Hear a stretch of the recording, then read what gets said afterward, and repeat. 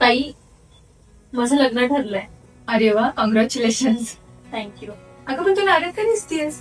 खरं सांगू, मला लग्नानंतर बाहेर जाऊन नोकरी करायची नाहीये. लग्नानंतर स्वतःचं घर, जबाबदाऱ्या सांभाळून मला स्वतःच असं काहीतरी करायचंय.